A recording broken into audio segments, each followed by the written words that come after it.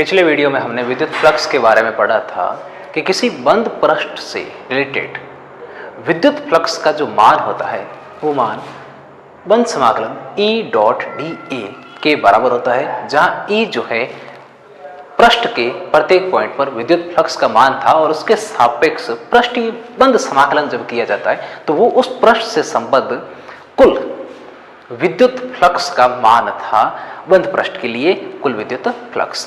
अब इस विद्युत फ्लक्स के लिए जो कि बंद पृष्ठ के लिए है, इसके लिए गाउस ने एक नियम दिया था और वो नियम अनेक स्थितियों के लिए अप्लाइड था और उसके द्वारा हम कई अन्य तरीकों से विद्युत क्षेत्र का भी मान ज्ञात कर सकते हैं और किसी बंद पृष्ठ के लिए फ्लक्स का भी मान ज्ञात कर सकते हैं। अब वो गाउस का जो नियम था वो नियम क्या था, अगर उसके बारे में बात की जाए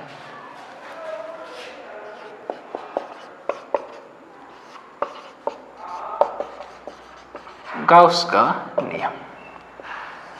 और गाउस का ये नियम था कि अगर हम कोई बंद पृष्ठ लें, एक क्लोज पूरा जो है पृष्ठ ले लिया जाए, तो उस पृष्ठ से जितना फ्लक्स जो निकलेगा या उस पृष्ठ से संबद्ध कुल फ्लक्स जो होगा, उस फ्लक्स की मात्रा जो है वो एक समीकरण के द्वारा उसने दी थी। और मान लो कि ये एक बंद पृष्ठ है पूरा, ये पूरा का पूरा क्या है, एक बंद पृष्ठ। अब इस पृष्ठ के भीतर टोटल जो आवेश है, नेट आवेश, परिणामी आवेश जो है, अगर वो सिग्मा क्यू है, कितना है, सिग्मा क्यू। अब इस पृष्ठ से रिलेटेड टोटल फ्लक्स कितना होगा इस पूरे बंद पृष्ठ के लिए, और उसके लिए उसने कहा था कि इस बंद पृष्ठ से संबद्ध कुल फ्लक्स जो होगा वो फ्लक्स का मान होगा फाई बराबर sigma Q upon epsilon not. अगर पूरे पृष्ठ को हम निर्वात स्थिति में मान लें, तब उस स्थिति में इससे संबद्ध कुल flux sigma Q upon epsilon not. यहां सिग्मा क्यू का मतलब होता है कि इस पृष्ठ के भीतर नेट चार्ज कितना है, अपॉन एप्सिलॉन नॉट जो कि निर्वात की, अगर निर्वात है तो माध्यम होगा तो माध्यम की विद्युतशीलता ले जाएगी। तो ये जो है, अब इसको कथन के रूप में देखा जाए तो कथन के रूप में यह होता है किसी बंद पृष्ठ से संबद्ध विद्युत फ्लक्स का मान उस पृष्ठ में स्थित परिणामी आवेश तथा विद्युतशीलता के अनुपात के बराबर होता है। और ये कंडीशन किस स्थिति के लिए हम काउंट कर रहे हैं, जब इसके चारों ओर निर्वात होता है। अब ये अगर फ्लक्स बाहर की ओर जा रहा है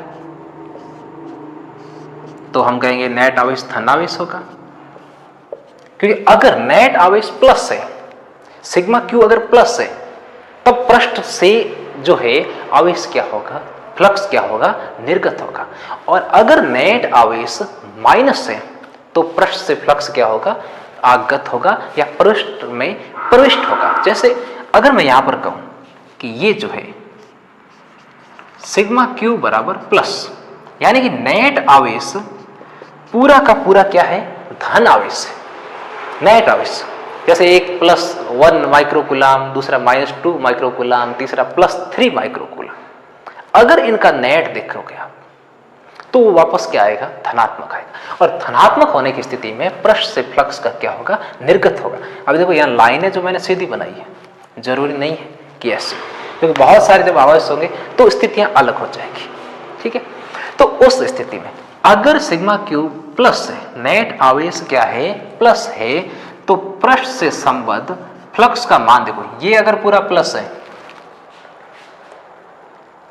एप्सिलॉन नॉट तो प्लस ही रहेगा, तो फ्लक्स का मान भी क्या आएगा, पूरा प्लस आएगा, यानी कि फ्लक्स क्या होगा, पॉजिटिव होगा, प्लस वैल्यू आएगी, धनात्मक वैल्यू आएगी। और अगर फ्लक्स की धनात्मक वैल्यू आ रही है तो उसका अर्थ ये होता है, हालांकि ये हायर क्लास रिलेटेड चीज है, कि अगर इसके भीतर फ्लक्स धनात्मक आ रहा है, इसका अर्थ है कि ये जो है विद्युत क्षेत्र का स्रोत है, क्या है, विद्युत क्षेत्र का स्रोत इस पृष्ठ के भीतर स्थित है। यानी कि स्रोत जो है, किसका स्रोत, विद्युत क्षेत्र का स्रोत जो है वो कहाँ है? बंद पृष्ठ में। और उस स्थिति में फ्लक्स क्या लिया जाएगा? धनात्मक लिया जाएगा।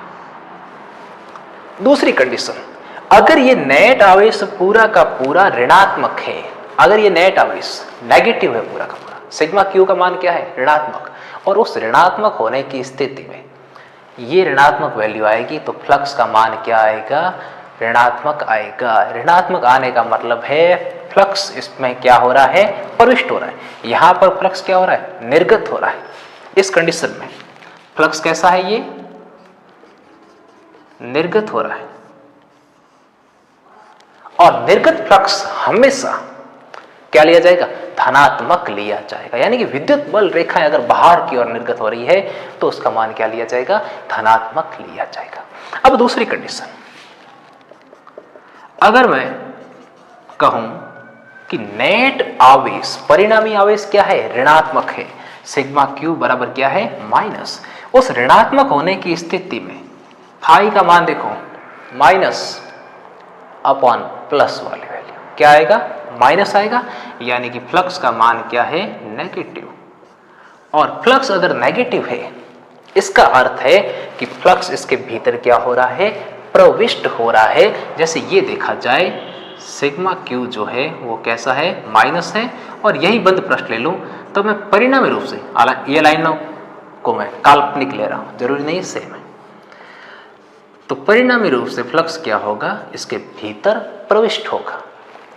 अब उस स्थिति में क्या कहा जाता है कि फ्लक्स पूरा का पूरा यहां जाके खत्म हो रहा है, यहां जाके मिल रहा है। तो ये क्या है? एक सिंक की भांति कार्य करता है। क्या है? सिंक की भांति। यानी कि ये जो है बंद पृष्ठ जो है वो क्या होगा? सिंक होगा। लेकिन फ्लक्स जो है वो क्या हो रहा है? प्रविष्ट हो रहा है। और सिंक में फ्लक्स हमेशा क्या होता है? प्रविष्ट होता है। और तीसरी कंडीशन, अगर परिणामी आवेश 0 हो या कोई आवेश ही ना हो, जैसे +1 माइक्रोकूलम -1 माइक्रोकूलम, नेट आवेश कितना होगा? 0।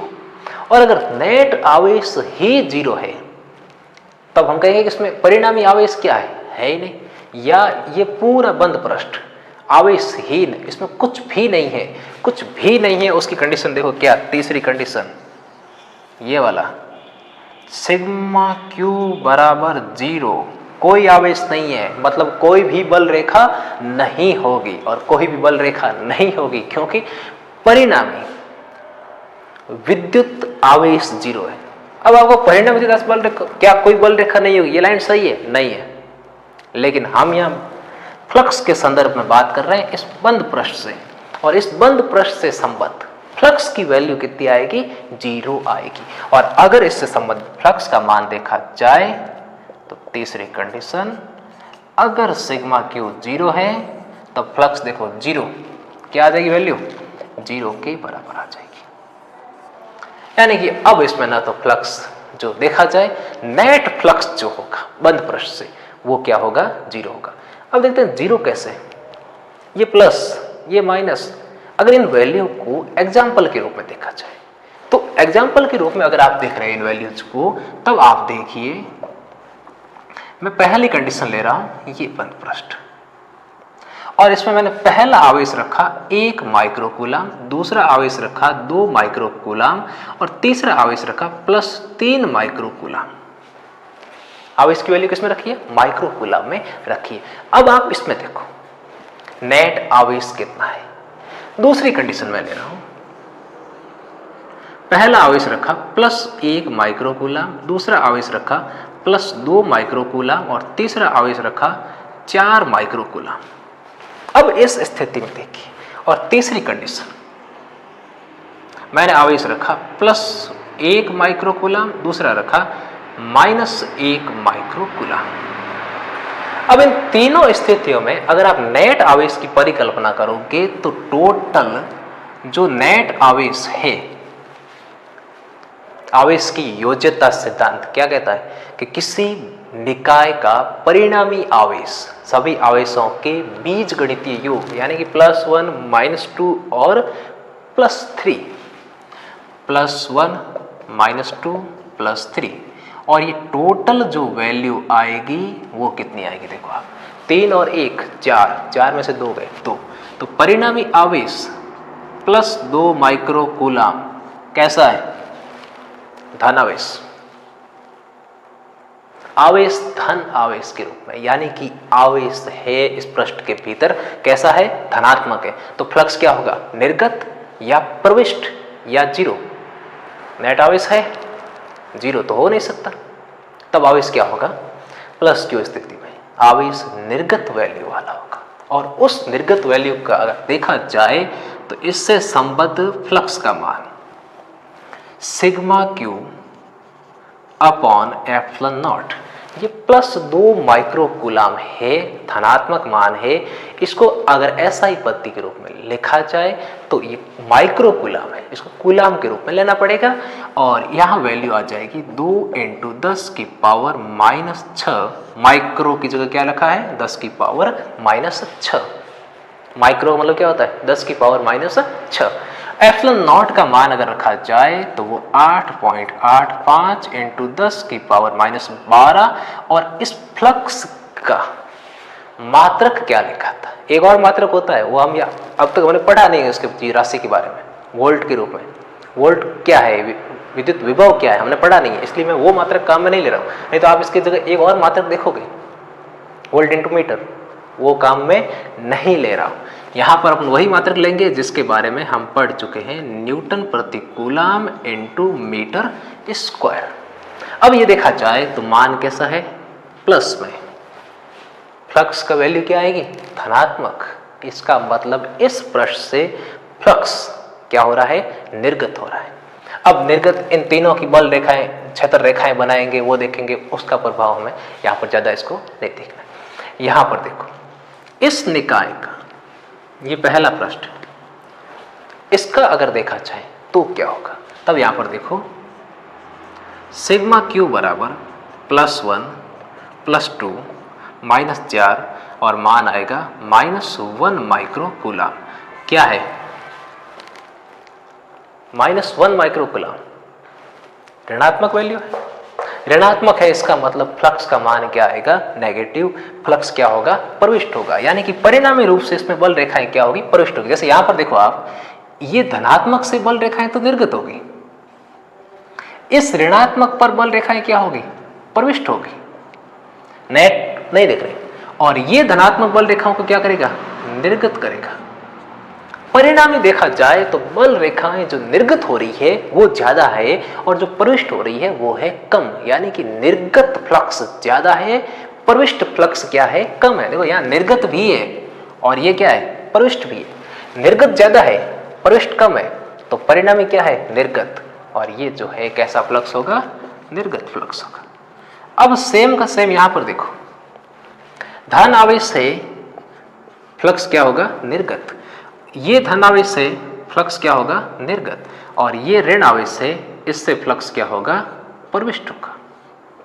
क्योंकि विद्युत क्षेत्र की दिशा या विद्युत देखी जाए तो धन आवेश से दूर की ओर होती है और ऋण आवेश की ओर होती है। ये धन आवेश है दूर की ओर, ये ऋण आवेश है इसकी ओर। यहां पर इसमें देखो, धन आवेश है दूर की ओर, ऋण आवेश है तो इसकी ओर, ये धन आवेश है तो वापस क्या हो गई, दूर की ओर।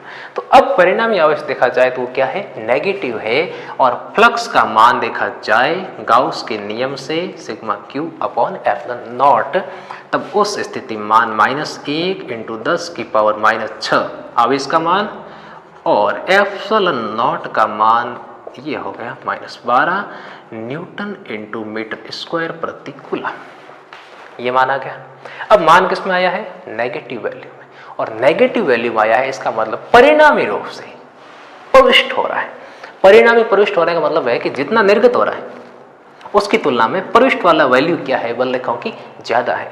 इस कारण से ये मान क्या आएगा, नेगेटिव, और ये आ गया प्रविष्ट। अब देखते हैं तीसरी कंडीशन, यही बंद पृष्ठ पूरा का पूरा। एक है +1 माइक्रो कूलाम आवेश और दूसरा है -1 माइक्रो कूलाम आवेश। इसमें फ्लक्स का मान क्या आएगा, तो अगर नेट चार्ज की वैल्यू देखी जाए तो वो कितनी है, 0। कैसे, +1 और -1, टोटल वैल्यू कितनी हो गई? 0 माइक्रो कूलम। क्या नेट आवेश है? नहीं है। नेट आवेश नहीं है तो फ्लक्स की value sigma Q upon epsilon not कितनी आएगी? 0। ना तो धनात्मक ना ऋणात्मक, वैल्यू कितनी है? 0। वैल्यू 0 आ गई, इसका मतलब क्या है? क्या आप ये कह दोगे कि इस पृष्ठ के भीतर कोई आवेश नहीं है? गलत। निकाय का परिणामी आवेश कितना है? 0 के बराबर है। या इस पूरे निकाय में दो आवेश अलग अलग रखे हुए हैं, दोनों की नेट जो है वो किसके बराबर है? 0। तब फ्लक्स का मान कितना हो गया? 0 के बराबर हो गया। अब फ्लक्स का मान इसके लिए कितना हो गया? 0। और ये तीसरी स्थिति। अब इन तीनों स्थितियों के अलावा एक स्थिति और देखी जाए, जैसे विद्युत क्षेत्र लिया जाए। मान लो कि इसी में आपको मैं दोबारा बता रहा हूं,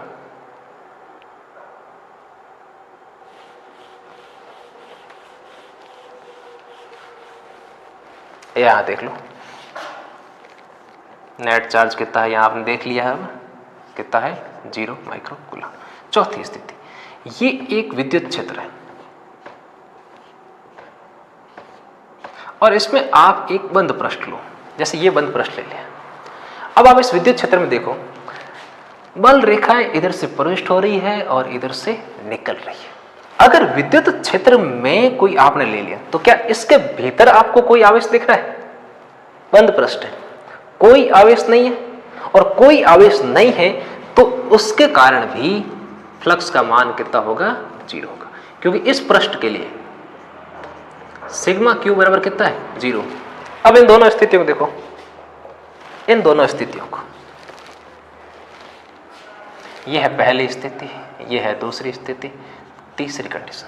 यहां देखो आवेश है फिर भी फ्लक्स 0 है, यहां आवेश नहीं है, विद्युत क्षेत्र है फिर भी फ्लक्स 0 है, और अगर विद्युत क्षेत्र नहीं होता तो भी फ्लक्स का मान क्या होता? 0 होता। यहां ऐसा क्यों हो रहा है? देखो यहां पर प्लस आवेश भी है, माइनस आवेश भी है। प्लस आवेश से बल रेखाएं निर्गत होती है और माइनस आवेश से बल रेखाएं क्या होती है? प्रविष्ट होती है, क्योंकि ऋण आवेश पर बल रेखाएं जाके मिलती है और धन आवेश पर बल रेखाएं या क्षेत्र रेखाएं निर्गत होती है। तो जितनी निर्गत हो रही थी उतनी ही सेकंड पॉइंट से वापस क्या हो रही है? प्रविष्ट हो रही है। तो नेट फ्लक्स जो होगा वो कितना आएगा? 0 आएगा। यहां पर भी देखो, इसके भीतर कोई आवेश नहीं है, विद्युत क्षेत्र है, पर जितना विद्युत क्षेत्र फ्लक्स इससे प्रविष्ट हो रहा है उतना ही वापस क्या हो रहा है? निर्गत हो रहा है। इस कारण से फ्लक्स का मान कितना आ गया? 0 आ गया है। अब इस नियम को हम हर जगह अप्लाई करके फ्लक्स का मान भी ज्ञात कर सकते हैं और सममित पृष्ठ की परिकल्पना करके विद्युत क्षेत्र की तीव्रता को भी ज्ञात कर सकते हैं, जिसके बारे में मैं पहले सारी भौतिक राशियों को पढ़ाने के बाद हम आराम से बात करेंगे और ये भी देखेंगे कि ये नियम आखिर आया कैसे, ये नियम आखिर आया कैसे।